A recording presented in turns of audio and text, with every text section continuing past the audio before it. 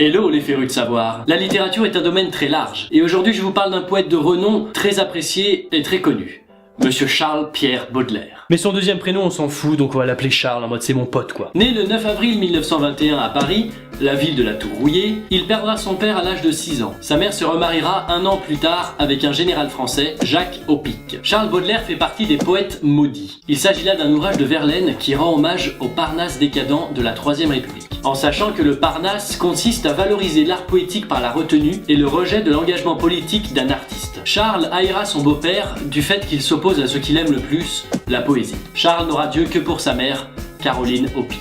Pour un militaire, la poésie c'est pour les tapettes, faut dire ce qui est. À 10 ans, beau-papa sera affecté à Lyon et Charles se retrouvera donc en pension. 5 ans plus tard, et de retour à Paris, Charles redoublera sa 3e année et obtiendra l'année suivante le 2e prix de vers latin au concours général. Le concours général récompense les meilleurs gamins dans divers domaines. Français, géo, histoire, art, musique, latin. À 18 ans, Charles sera renvoyé du lycée. Je vais donc vous lire ce que le proviseur a dit aux parents de Charles. Monsieur Opic, ce matin, votre fils, sommé par le sous-directeur de me remettre un billet qu'un de ses camarades lui avait glissé, refusa de le donner, le déchira en morceaux et l'avala. Convoqué dans mon bureau, il me déclare qu'il aime mieux toute punition que de livrer le secret de son camarade et, pressé de s'exprimer dans l'intérêt de cet ami, il me répond par des ricanements dont je ne dois pas souffrir l'impertinence. Je vous renvoie donc ce jeune homme qui était doué de moyens assez remarquables, mais qui a tout gâché par un mauvais esprit dont le bon ordre du collège a eu plus d'une fois à souffrir. Voilà. En gros, Baudelaire se fait virer pour avoir gardé un petit mot de son camarade. C'était dur à l'époque, je vous l'avais dit, hein. Charles sera contre les valeurs bourgeoises que ses parents incarnent. C'est dans un autre lycée qu'il aura son bac et il l'aura de justesse. Son beau-père, qui trouva que la vie de Baudelaire est impertinente et scandaleuse, l'enverra faire un voyage vers les Indes. Mais 2 ans après, il rentrera à Paris et il tombera in love de Jeanne Duval. Malheureusement endetté, Charles sera mis sous tutelle judiciaire. En gros, la justice surveille le pognon de Charlie. À 21 ans et sous tutelle, il commencera à composer son fameux ouvrage Les Fleurs du Mal. Il défendra Eugène Delacroix qui représente le romantisme mais dans la peinture. À 22 ans, en 1843, il découvrira quelque chose d'intéressant dans le grenier de son ami, une confiture verte. Miam, la confiture de kiwi. Bon, je préfère préciser quand même que c'est pas du kiwi, hein, c'est de la résine de cannabis. Charles aura une colique suite à cette confiture goûteuse, mais il verra sa créativité décuplée. Du coup, sous contrôle médical, il recommencera à goûter cette confiture. Avec d'autres personnes, ils étaient membres d'un groupe expérimental de drogue. Ne la goûtez pas. Ne la goûtez pas. De nos jours, c'est pas très conseillé. Je vous conseille plutôt de la confiture de groseille, c'est bien meilleur sur une biscotte. Charles et la confiture, c'est fait.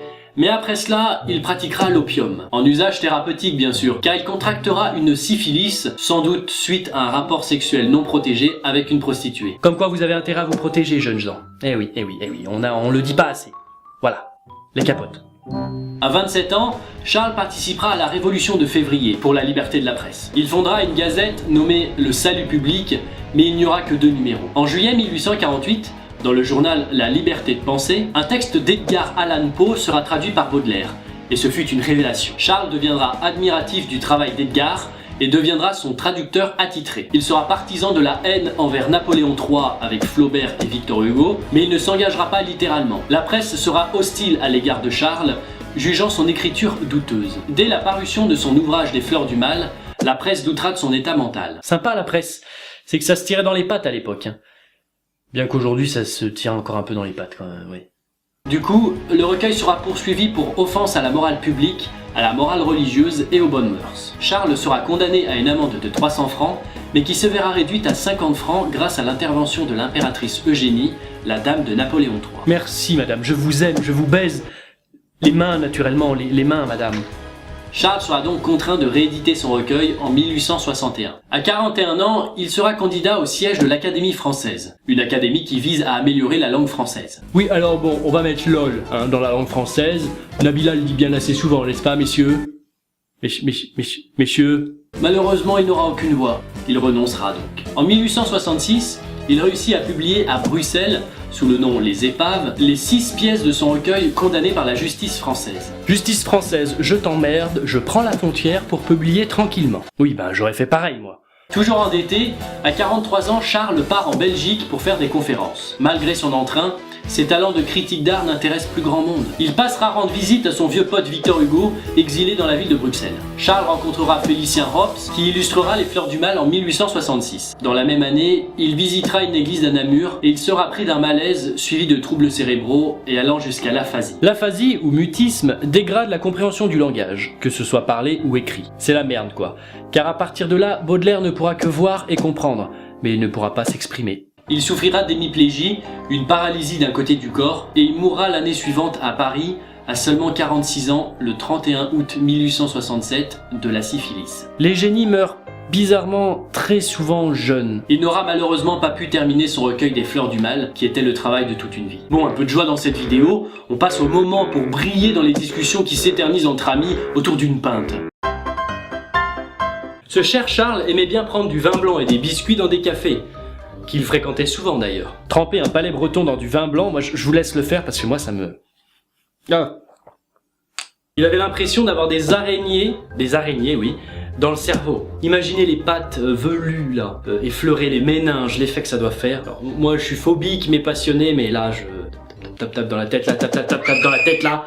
Vous pouvez contempler sa tombe au cimetière du Montparnasse, rangée 6e division. Il est enterré avec sa mère et son beau-père, donc pour trouver sa tombe c'est écrit Opic et Baudelaire, voilà. Oui, c'est moi sur la photo là, comme ça. Oui bon, c'était une photo faite pour l'occasion pour quelqu'un. Pauvre, Baudelaire avait pour habitude de demander à son ami Charles Asselineau s'il avait quelques petites pièces. Mais son ami étant pauvre aussi, il avait l'habitude de répondre négativement, et suite à cela, Baudelaire aimait bien lui dire « Voyons le placard !» et trouvait à chaque fois des livres à vendre aux bouquinistes. Voilà, le hasard quoi. Il habitait dans environ 32 adresses différentes. Bon alors contrairement aux fois où je vous cite tout, là je vais pas vous les citer, c'est assez incroyable, mais c'est vrai parce que voilà, entêté, il va je suis en train de me perdre dans ce que je dis, de maison en maison. Merci d'avoir suivi cet épisode sur la littérature qui m'a fait beaucoup plaisir à écrire. Je m'excuse pour certaines erreurs d'image dans les différents épisodes qu'on m'a fait remarquer par commentaire. Je me suis créé un ask pour vos questions, il est en description. Mais sinon, vous pouvez toujours me suivre sur Facebook et Twitter parce que comme vous le savez, vous serez spoilé en avance. Voilà, par exemple pour cet épisode, j'ai posté une photo de moi au cimetière Montparnasse devant la tombe de Baudelaire lundi. Voilà, je suis gentil quoi. Merci à vous et à la prochaine.